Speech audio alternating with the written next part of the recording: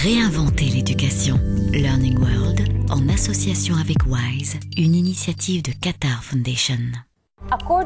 Selon l'Organisation mondiale de la santé, environ 150 millions d'enfants vivent avec un handicap et ont besoin d'un enseignement spécifique. Si de nombreux projets favorisent leur insertion sociale, voire professionnelle, leurs méthodes sont diverses. C'est ce que nous allons explorer en Irlande, au Qatar et à Malte. De graves déficiences peuvent affecter la mobilité, le langage et renforcer la dépendance au personnel aidant. À Dublin, en Irlande, une organisation recourt aux nouvelles technologies pour aider les personnes handicapées à s'exprimer, à se mouvoir et à communiquer.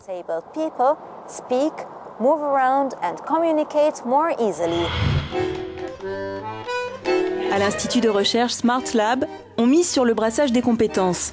Artistes, personnel médical, experts en technologie ou en rééducation, tous ensemble, ils élaborent des programmes qui permettront aux personnes affectées par un handicap de progresser en indépendance.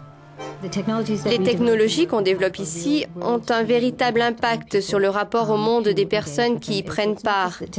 Il ne s'agit pas seulement d'outils favorisant l'accès à l'ordinateur pour accéder à un programme d'apprentissage ou pour se connecter à une salle de classe. Ça permet aux gens de s'engager pleinement dans leur monde. Étrange ballet que celui qui s'improvise ici. À travers ces performances se jouent de nombreuses choses.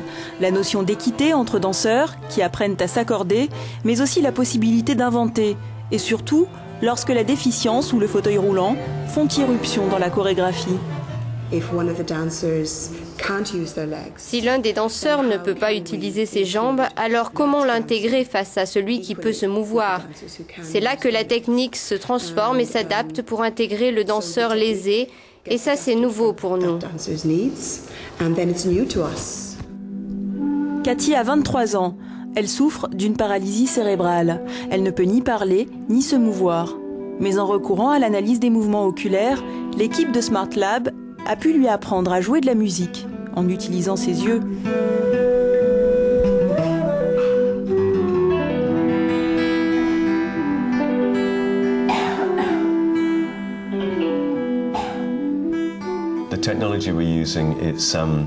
La technologie qu'on utilise est l'oculométrie, dont une des applications permet le contrôle d'un ordinateur par l'œil.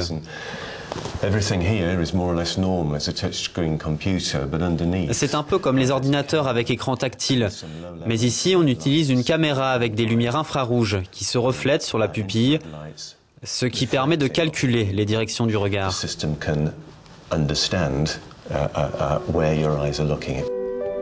Un système qui fonctionne également avec des personnes qui, à l'instar de Cathy, ont des mouvements involontaires. Si Cathy regarde la touche commencer, il se passe quelque chose. Si elle va sur oui en posant son regard, alors elle accède à musique. Et là, elle peut jouer. C'est comme une palette sonore. Des échantillons sonores, une imagination en éveil et un directeur artistique ravi de pouvoir dynamiser la création musicale.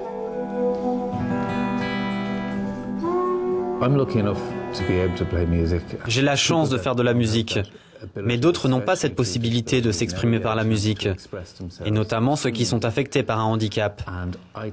Et là, c'est extraordinaire. L'analyse oculaire va leur permettre de s'exprimer par la musique. Je m'appelle Katie Gilligan. Je suis heureuse de pouvoir faire de la musique et danser.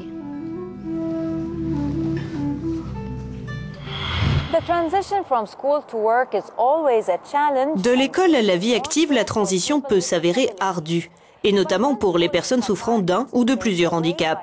Au Qatar, un établissement accompagne des diplômés pas comme les autres vers l'insertion professionnelle. Il s'agit du centre Shafala. Voyons comment s'articulent ces programmes à destination d'étudiants aux besoins spéciaux.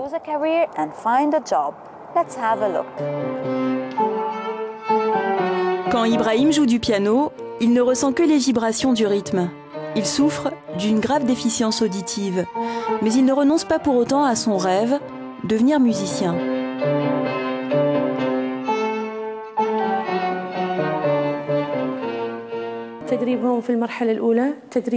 Ils ont une formation interne durant le premier stage.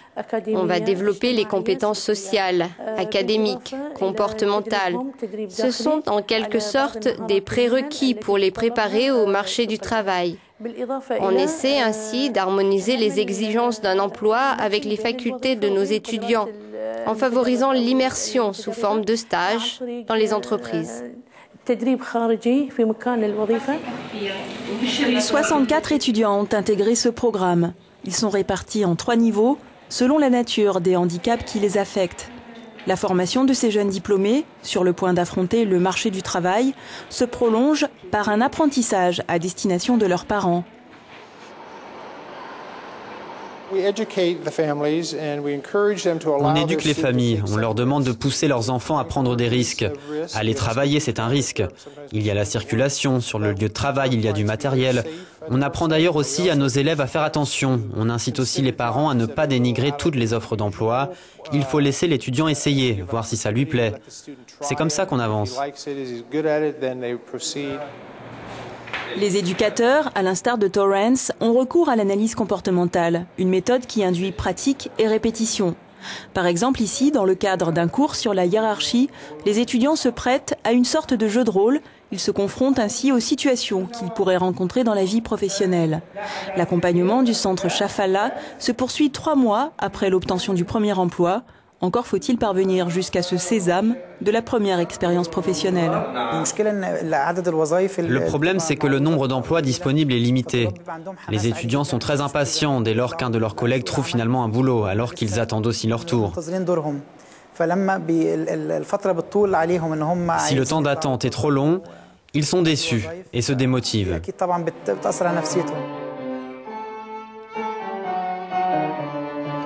Pour l'heure, sur les 64 étudiants inscrits au programme, 11 d'entre eux ont déjà trouvé un emploi. Ibrahim, lui, attend encore son tour. Tous dans le même bateau, c'est le mot d'ordre d'une ONG italienne qui a choisi d'embarquer des personnes inadaptées et leurs familles à bord de voiliers. Une régate qui ouvre de nouveaux horizons. Regardez. La mer, le sport, l'échange, ce sont en substance les ingrédients d'Handicup. Cette régate, organisée initialement par une école de voile, se destine aux personnes souffrant de déficiences diverses. Coup d'envoi de la 11e édition depuis le port de La Valette à Malte. Il y a là quelques 200 participants, originaires de 16 pays. Parmi eux, Tommaso, un jeune homme entouré comme les autres de sa famille et de travailleurs sociaux. Je vois la mer, les vagues, le ciel, le soleil.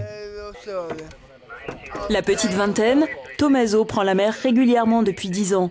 Rompu aux techniques de la navigation, il enseigne même la pratique du dériveur, un voilier monocoque. Les progrès réalisés enchantent sa mère.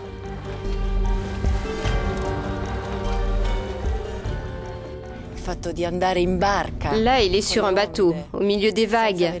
Il n'a pas peur, alors qu'il était effrayé par le toboggan. J'ai passé 7 mois à lui apprendre à faire du vélo, car il avait peur. Mais une fois en mer, c'est magique.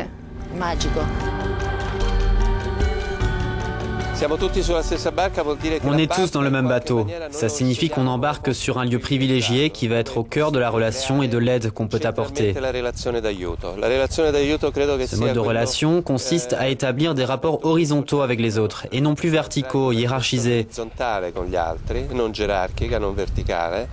Et là, il devient possible d'apporter son aide en douceur sur le bateau. Tout se fait naturellement. Inclure plutôt qu'exclure, favoriser l'émergence des solidarités, ce sont les maîtres mots d'Handicup. À l'occasion de cette régate, l'ONG italienne a réuni de nombreuses associations du bassin méditerranéen. Objectif, constituer un réseau d'ONG mais aussi d'écoles, d'universités, afin de promouvoir d'autres pratiques destinées à ces personnes inadaptées.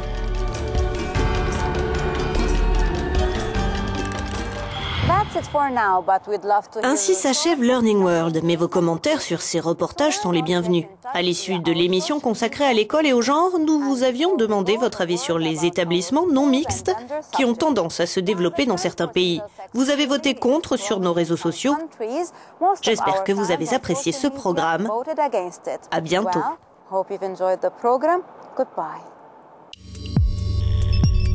Learning World, en association avec WISE, une initiative de Qatar Foundation.